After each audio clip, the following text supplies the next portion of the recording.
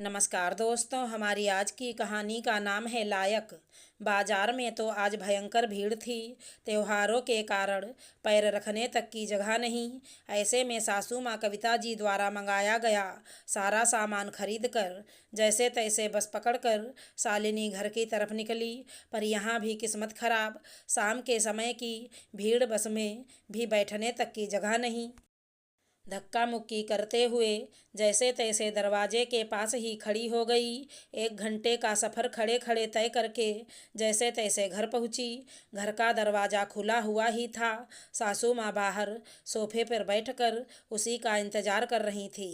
जैसे ही शालिनी घर में घुसी, उसे देखते ही बोली, आ गई महारानी, कितनी देर लगा दी। यहाँ तो तुम्हारे चौकीदार बैठे हैं ना, हम लोग तुम्हारे घर की रखवाली करते रहेंगे। उनकी बात सुनकर शालिनी को बुरा तो लगा, पर कुछ कह नहीं सकती थी। जानती थी इनका स्वभाव ऐसा ही है, अगर कुछ बोलेगी तो 2-4 बातें वापस सुनाएंगी। और इतनी थक चुकी थी शालिनी कि अब लड़ने की हिम्मत नहीं बची थी। बस इतना ही बोल पाई, माँ जी आज बाजार में बहुत भीड़ थी, ऊपर से बस में भी बैठने की बिल्कुल जगह नहीं थी। जैसे तैसे करके ही घर पर आई हूँ। उसकी बात सुनकर कविता जी ने ताना कसा, तो अब क्या महारानी, तेरे लिए एरोप्लेन मंगवाएं? बस खड़ी खड़ी बातें बना रही है। यहाँ भूख से मेरा हाल बेहाल हो रहा है। बड़े नौकर चाकर लगे हैं जो इस बुढ़िया को कुछ बनाकर खिला दें। जाकर फटाफट पहले चाय नाश्ते का बंदोबस्त कर, उसके बाद रात के खाने की तैयारी कर।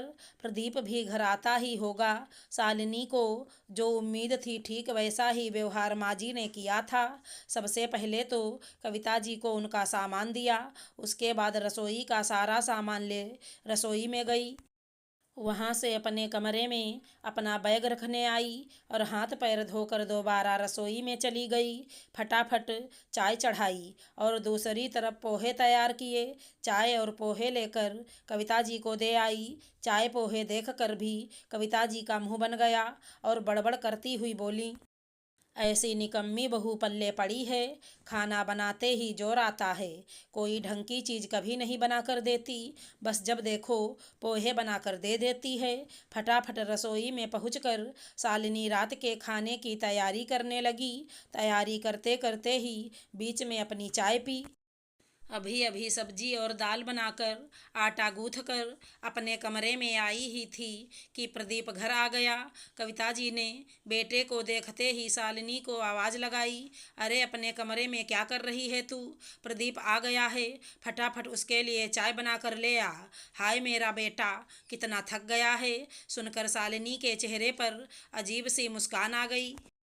यहाँ मैं भी थकी हारी आई हूँ, किसी को मुझसे कोई लेना देना नहीं, बस मशीन की तरह लगा रखा है काम पर। दिन भर घर का काम करो और ऊपर से कमा कर खर्च करो, मेरी कोई इज्जत नहीं। हाँ, पर अपने निकम्मे बेटे की ज़रूर है। सच है, निकम्मा बेटा भी इज्जत वाला होता है, पर कामकाजी बहू हमेशा सास के सामने निकम्मी ही होती है। प्रदीप से शालिनी की शादी 2 साल पहले हुई थी।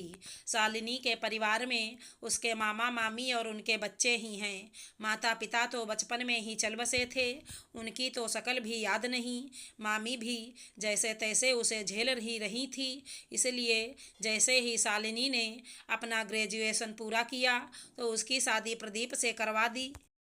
ये तक पूछताछ नहीं की कि वो कुछ कमाता भी है या नहीं। शादी होकर ससुराल आई तो पता चला कि प्रदीप तो बेरोजगार है, अपने पिता रामलाल जी की कमाई पर ही पलता है।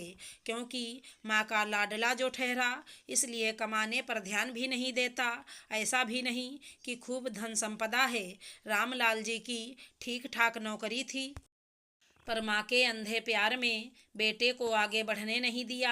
रामलाल जी ने बहुत कोशिश की बेटे को कहीं सही जगह पर काम दिलवा दें, पर वो तो कहीं टिकता ही नहीं। हर काम में उसे कमी नजर आती है। कई बार नौकरी दिलवाने के बावजूद भी ये कहकर नौकरी छोड़ दी कि क्या मैं इन कामों के लिए बना हूँ। मेरे ख्वाब तो ऊंचे हैं, जैसे खूब पढ़ा लिखा हो। अकल तो उसे शादी के बाद भी नहीं आई। कविता जी के ताने भी सिर्फ बहू के लिए होते। अक्सर यही कहती कि सोचा था बहू के आने के बाद कम से कम हमारे भाग्य फिरेंगे, पर इसके तो पैर ऐसे निकले कि बेटे की किस्मत भी नहीं चमकी। नहीं तो बहुएं इतनी किस्मत वाली होती हैं कि घर की काया पलट हो जाती है। अब इन अंधविश्वासी लोगों को कौन समझाए कि काया पलट काम करने से होती है, बैठकर सोचते रहने से नहीं। बेटे के लिए तो कोई ताने नहीं होते थे, लेकिन बहू उसका तो खाना भी फालतू का खर्चा लगता था। दिन भर काम करने के बावजूद भी 2 वक्त की रोटी भी जैसे एहसान होती थी। शालिनी ने भी अपने पति प्रदीप को खूब समझाने की कोशिश की, पर जिसे बैठकर खाने की आदत हो वो इंसान भला क्या काम करेगा। शालिनी परेशान हो चुकी थी, वापस लौटना चाहती थी, पर लौट कर जाए कहाँ। इसलिए परेशान होकर शालिनी ने ही जॉब ज्वाइन कर ली। अब घर में पैसा आने लगा तो शालिनी को भी लगा कि शायद अब सासू माँ के ताने कम हो जाएंगे, पर नहीं। सुबह भी काम करके जाओ, वापस आकर फिर काम में लगो। अब दिन भर काम में बिजी हो चुकी थी। कमाकर खर्च करने के बावजूद भी ताने तो कोई कम ना हुए।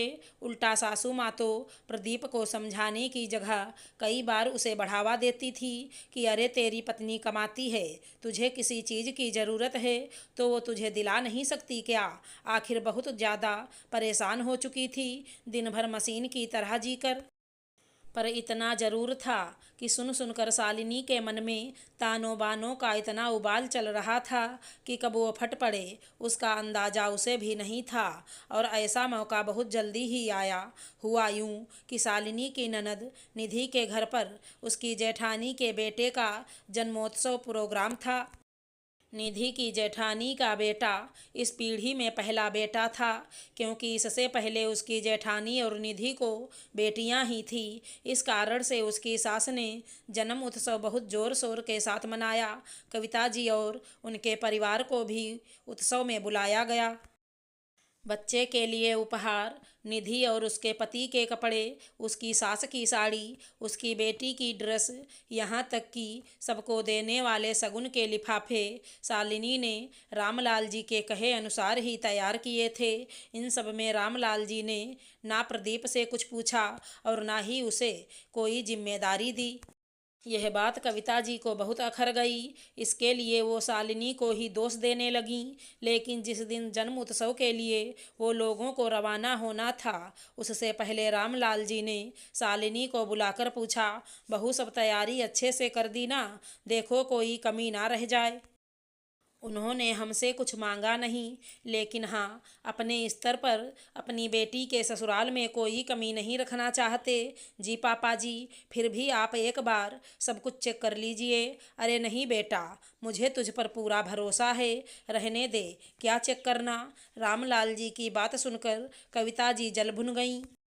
वहीं कमरे में बैठे हुए प्रदीप को भी बहुत बुरा लगा कि उसके पिता ने उससे कुछ भी नहीं पूछा और ना ही कुछ कहा।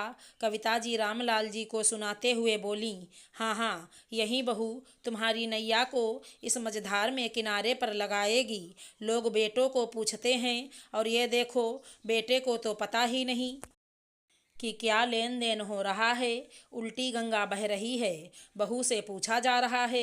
भाग्यवान पूछा उससे जाता है जो उस लायक हो। तुम्हारे बेटे में ऐसे कोई गुण नहीं है कि उससे कुछ पूछा जाए। पति के मुंह से अपने बेटे के लिए ऐसी बात सुनकर कविता जी को बहुत गुस्सा आया और वो चिल्लाकर बोली, बस करिए आप। इस कामचोर के लिए जब देखो अपने बेटे को कोसते रहते हो, उसकी कोई इज्जत नहीं है क्या। और ये नालायक कामचोर अपने पति के बारे में सुनकर भी चुप बैठी हुई है। कामचोर, वो भी तुम्हारी बहू। रामलाल जी व्यंग से हंसते हुए प्रदीप की तरफ देखते हुए बोले। सच है भाई, माँ की ममता अंधी होती है, लेकिन इतनी अंधी कि उसे खुद का निकम्मा बेटा भी इज्जत वाला नजर आता है, पर खुद की कमाने वाली बहू उसके लिए हमेशा निकम्मी ही रहती है। आज मैं और बहू कमाना बंद कर दें तो आटे दाल का भाव तुम्हें और तुम्हारे बेटे को अच्छे से पता चल जाए। और कौन सी इज्जत की बात कर रही हो तुम? इज्जत कमानी पड़ती है, और तुम्हारे बेटे का कमाने से कोई लेना देना ही नहीं है।